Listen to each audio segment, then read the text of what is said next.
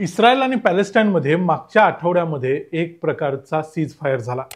या शस्त्रसंधीनंतर ज्या काही इस्रायली ओलिसांना पॅलेस्टाईनमध्ये बंदी बनवून ठेवलेलं होतं जवळजवळ 2 वर्षांसाठी, त्यांची सुटका झाली। म्हणजे इस्रायलची जी मागणी होती ती पूर्ण झाली।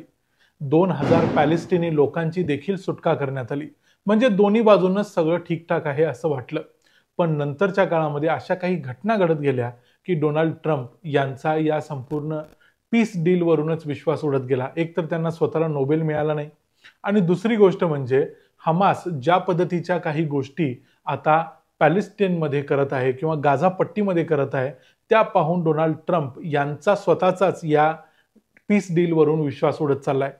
काल एक त्यांनी स्टेटमेंट दिलं ज्यामध्ये डोनाल्ड ट्रम्प म्हणाले की जर हे असंच चालू राहिलं तर हमासला गाझामधून इरॅडिकेट करू, म्हणजे पुसून टाकलं जाईल, पूर्णपणे नष्ट केलं जाईल, आणि त्यासाठी जर गरज पडली तर अमेरिकेचं सैन्य देखील गाझामध्ये उतरू शकतं। म्हणजे ते असं म्हणाले की अमेरिकेचं सैन्य उतरायची गरज येणार नाही, म्हणजे येणार नाही म्हणजे गरज पडली तर ते उतरवू शकतात। इतकी लेवल कशी काय आली? आणि एक प्रकारे डोनाल्ड ट्रम्प आणि नेतन्याहू या दोघांनी देखील आपल्याला जे काही हवं होतं ते या सगळं डीलमधून मिळवलेलं आहे। आता इथून पुढे पुन्हा एकदा ज्या पद्धतीनं नेतन्याहू अग्रेसिव्हली आता पॅलेस्टाईनवर पुन्हा एकदा 2 दिवसापूर्वी त्यांनी हल्ले केले, हे जर सगळं बघितलं तर असं वाटतंय की या दोघांचा काही हा डाव होता काय, काही गेम होता काय, ज्याच्या अंतर्गत त्यांनी हे सगळं घडवून आणलं।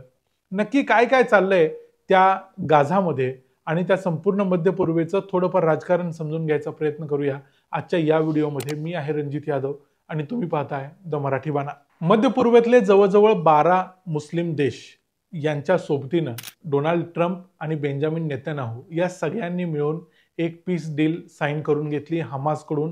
त्यांनी ती जवळजवळ मंजूर देखील करून घेतली। काही मुद्द्यांवर अजून देखील पूर्णपणे मान्यता दोन्ही बाजूंनी नसली तरी हे तरी ठरलं की सीज फायर होणार होता आणि सीज फायर झाला। त्यानंतर डोनाल्ड ट्रम्प इस्रायलमध्ये गेले, 20 ओलिसांची सुटका झाली, आणि तुम्ही आम्ही सर्वांनीच बघितलं की डोनाल्ड ट्रम्प हे इस्रायलमधले आतापर्यंतचे सर्वात लाडके अमेरिकेचे प्रेसिडेंट ठरलेले आहेत। पण हे सगळं झाल्यानंतर देखील खरोखर जी सीज फायर झाली, शस्त्रसंधी झाली, ती किती दिवस टिकेल याच्याबद्दल आता संशय निर्माण होत आहे। कारण एक तर हमासच्या ताब्यामध्ये पुन्हा एकदा गाझापट्टी आल्यानंतर हमासनं सर्व लोकांना, तिथल्या काही लोकांच्या बद्दल ज्यांच्याबद्दल त्यांना डाऊट होता, अशा लोकांना रस्त्यावर बसवून त्यांना गोळ्या घालायचं काम केलं, म्हणजे त्यांना स्वतःच मारून टाकलं।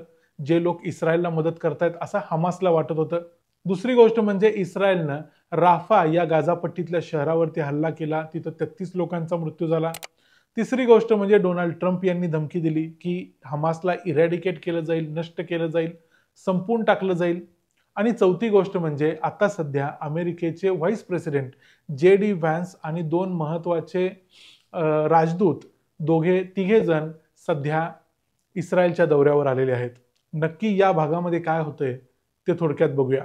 सीज फायर झाल्यानंतर 19 ऑक्टोबरला साधारण 4-5 दिवसांनंतर 19 ऑक्टोबरच्या सकाळी काही इस्रायली सैनिकांच्या वर हल्ला केला असा आरोप इस्रायलने केला।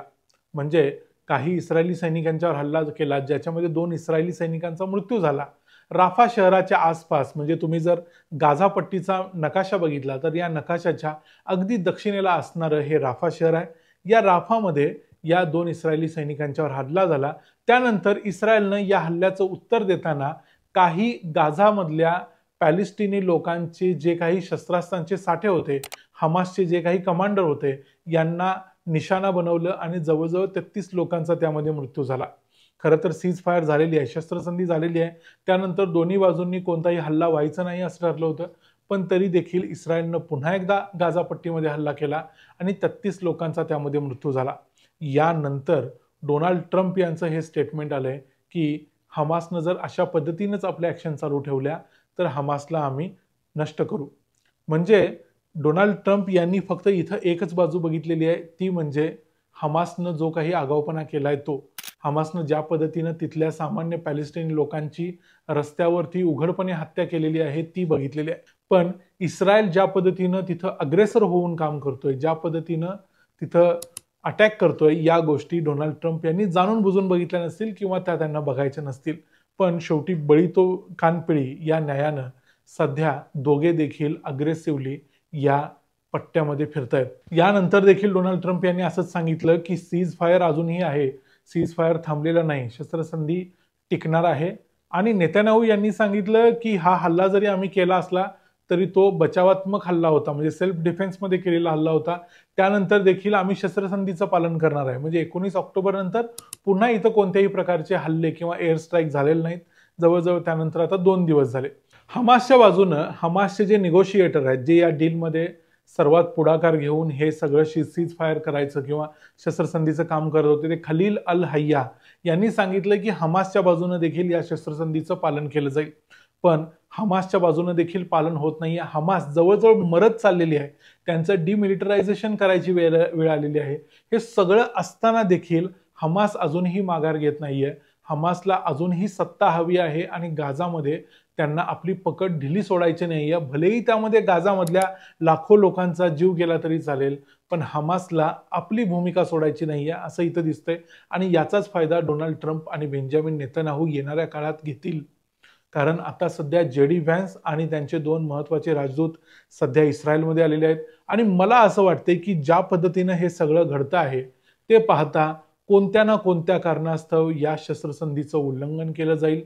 ते हमासच्या बाजूनं होईल किंवा ते इस्रायलच्या बाजूनं होईल, पण एकदा पुन्हा जर अशा पद्धतीनं शस्त्रसंधीचं उल्लंघन झालं तर त्यानंतर पुन्हा एकदा जसं डोनाल्ड ट्रम्प म्हणतात की मी जर सांगितलं तर नेतन्याहू 2 मिनिटांमध्ये पुन्हा हल्ला करतील। म्हणजे डोनाल्ड ट्रम्प यांना देखील माहिती आहे की नेतन्याहू यांना ही शस्त्रसंधी पाळायची नाहीये किंवा त्यांना थांबायचं नाहीये, त्यांना पुन्हा हल्ला करायचाच आहे। त्यामुळे काही ना काही कारणास्तव हे युद्ध पुन्हा चालू होईल। हमासला कोणत्याही पद्धतीची डील करून थांबवता येणार नाही हे दोघांनाही माहिती आहे, पण त्यांनी ही डील केली त्या 20 पोलिसांसाठी, त्यांची आता सुटका झालेली आहे। त्यामुळे आता इस्रायलचे कोणत्याही पद्धतीने या युद्धात हात अडकलेले नाहीत। बेंजामिन नेतन्याहू जवळजवळ पवित्र पावन झालेले आहेत। बेंजामिन नेतन्याहू यांची जी इस्रायलमधली इमेज होती ती खराब झाली होती, ती देखील व्यवस्थित करण्याचं काम डोनाल्ड ट्रम्प यांनी केलं। ते त्यांच्या भाषणामध्ये इस्रायलच्या राष्ट्रपतींना स्पष्ट म्हणाले की बेंजामिन नेतन्याहूंना त्यांचे जे काही गुन्हे असतील त्याच्यासाठी माफ करून टाका। म्हणजे इतक्यापर्यंत या सगळ्या गोष्टी झाल्या। आता येणाऱ्या काळामध्ये जे काही चाललंय त्यावरून मला असं वाटतं की हे युद्ध लवकरच पुन्हा चालू होऊ शकतं आणि ते पुन्हा चालू झालं तर गाझा पट्टीचा संपूर्ण ताबा इस्रायली डिफेन्स फोर्सेस घेतील। कोणत्याही प्रकारची इंटरनॅशनल स्टॅबिलायझेशन फोर्स वगैरे या पट्ट्यामध्ये येणार नाही आणि इस्रायल हा संपूर्ण ताबा घेईल, हमासला पूर्णपणे नष्ट केलं जाईल आणि त्यानंतरच हे युद्ध थांबेल। एक प्रकारे डोनाल्ड ट्रम्प आणि बेंजामिन नेतन्याहू यांचं कदाचित अशा पद्धतीचं धोरण अगोदरच ठरलं असावं, फक्त त्यांनी जगाला दाखवण्यासाठी ही डील केली असावी। ही काही 20 कलमी कार्यक्रम आहे किंवा ज्या काही गोष्टी इस्लामिक देशांसाठी त्यांनी बनवल्या त्या सगळ्या एक प्रकारचा छलकपट होता आणि तो झाल्यानंतर पुन्हा एकदा त्यांना जे हवं आहे तेच ते करतील। डोनाल्ड ट्रम्प यांचं इस्रायल प्रेम आपल्या सर्वांना माहिती आहे। डोनाल्ड ट्रम्प यांची मुलगी एक ज्यू आहे, तिनं स्वतःचा धर्म परिवर्तन करून घेतलेला आहे। त्यामुळे डोनाल्ड ट्रम्प यांना ज्यू धर्माचा देखील अभिमान आहे। ते स्वतः ख्रिश्चन आहेत, पण तरी देखील ज्यू धर्मीयांचं त्यांना कौतुक वाटतं। ते ज्यू धर्मीयांच्या अतिशय जवळचे आहेत। मी अगोदरच तुम्हाला सांगितलं की ते इस्रायलमधले अमेरिकेचे सर्वात लाडके प्रेसिडेंट आहेत। त्यामुळे हे सगळं घडत असताना डोनाल्ड ट्रम्प आणि बेंजामिन नेतन्याहू यांच्या बळी तो कानपिडी या न्यायाचा किंवा या दोघांच्या मैत्रीचा या युद्धात अखेर विजय होईल असंच सध्या ज्या काही घटना घडत आहेत त्यावरून वाटते।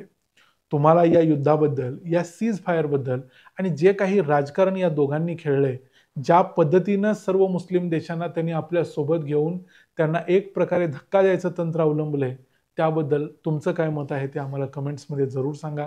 व्हिडिओ आवडला असेल तर व्हिडिओला लाईक करा, चॅनलला सबस्क्राईब करा। पुन्हा भेटू पुढच्या व्हिडिओमध्ये, तोपर्यंत पाहत रहा द मराठी बाणा। जय हिंद, जय महाराष्ट्र।